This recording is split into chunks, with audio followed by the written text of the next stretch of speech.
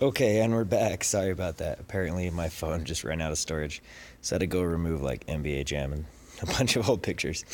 Anyway, back to this. Audio extractor. Again, it's an HDMI splitter, but all we're doing with this is to take a signal and rip out the audio. And we send that audio over to our mixer board. So if the laptop is playing video, we can pull the audio out through its own channel. We can control that volume. It also allows us to get the wireless mic, the wired mic, and the laptop audio all into the mixer to pull out via headphones. And the reason we pick headphones is because we have a separate dial for our headphones on most mixers that we can control the volume level coming out, and we dump that into our capture card. So we're taking clean audio right out of the mixer right into the capture card. Only potential downside of doing that is you might have a lip sync issue, but OBS does have the ability to compensate for that. Sometimes you do better than others depending on your workload. So we have this 1U tray that we have Velcroed down all of these devices so we don't have to replicate this every single time. So we can just drop this and take the input. In that other room we do have a full-on capture rig, which at some point I can maybe walk through on how we do that. I don't know if we can see a little better here in OBS. Bringing in the presenter, again our transition screen,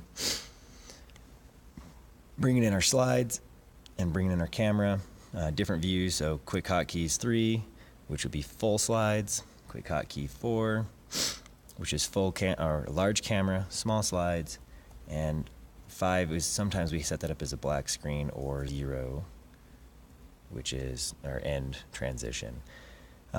Hotkeys are your friend because volunteers, you can train them really quickly with a simple sheet of paper that says push 1, push 2, push 3, push 4, push 5. If you don't know, leave it on 2 type of thing. Also, spacebar is our hotkey to start the stream, and we tell every time you start the stream to start a recording. So we can just hit spacebar and it will, hey, you want to start that stream? So we can just teach a volunteer when the people are queued up and ready to go, just hit space, start the stream. Yes, we already have our YouTube keys in there. We'll dump right to YouTube, run YouTube in DVR mode. Not only do we have a live stream, but we also have recordings ready to go with a little bit of title management, which you could script.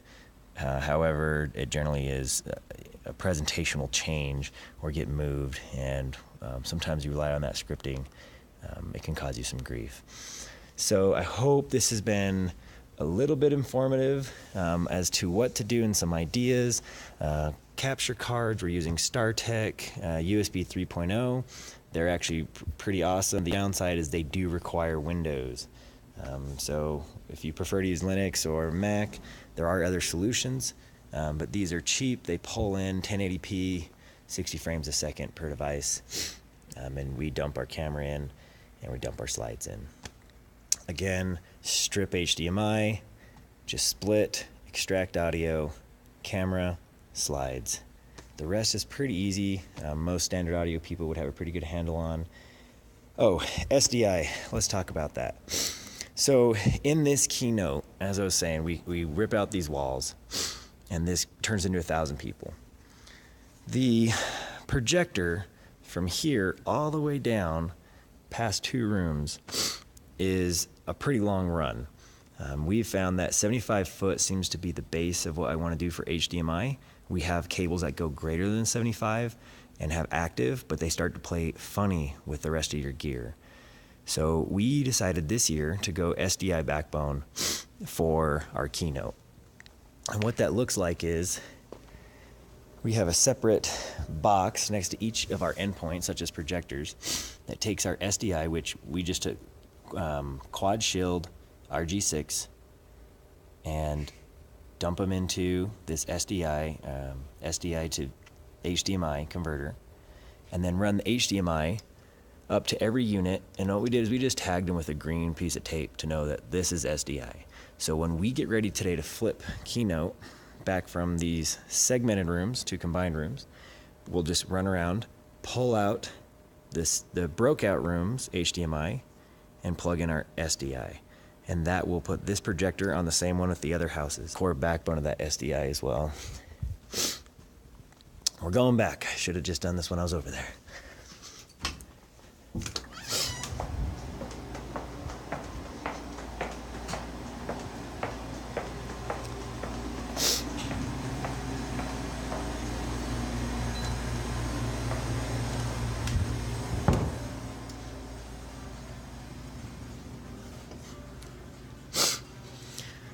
So you see in this projector right here, same thing.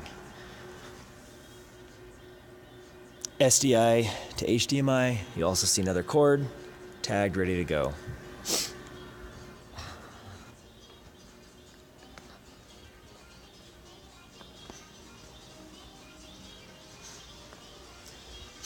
Same thing with this projector. Only difference here being we have a ton of extra cable. Learned early on that you always want to put your extra cable at your endpoints. It will work putting them at your tables.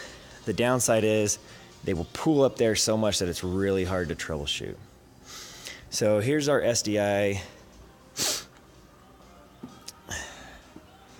splitter. So what we have is on the podium, we have a HDMI to SDI box up there. So the presenter can just hook up an HDMI. Let's go up there and look. I just keep thinking, what would I want to see when I was doing it back then? So we have, here, separate cable, just simple HDMI cable for the presenters. And again, we just tag it green to know that this is not the one we're using day to day. That is used just during keynote when these rooms are all combined. So we take that HDMI and convert it to SDI with a adapter.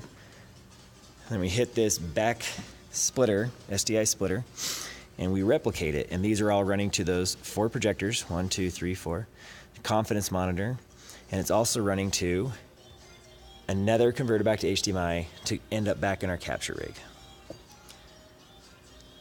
So we can pull it in the exact same way without having to re-architect this. So I hope this has been insightful. Oh yeah, and one of the confidence monitors. So just the one for our primary keynote ends up with a separate HDMI cable with a tag on it, which would be this guy right here. A little green tag in there, I don't know if you can see that. Oh, and this is a better angle of that simple conduit over a threaded rod with a washer on the end, and just thread it right into the VESA mounts. Cheap, dirty, easy, compact. We've now used this for B-Sides, Open West, saintcon, 2 years. So we've now done this for four different conferences, and it's been holding up really well. So there might be better options out there, but I couldn't find a cheaper, dirtier option. It was clean and easy. All right, so hopefully this has been insightful, giving you some ideas. Again, if you have some ideas that we can make it better, feel free to hit me up. I'll go over this capture rig another day. Thank you, and have a good one.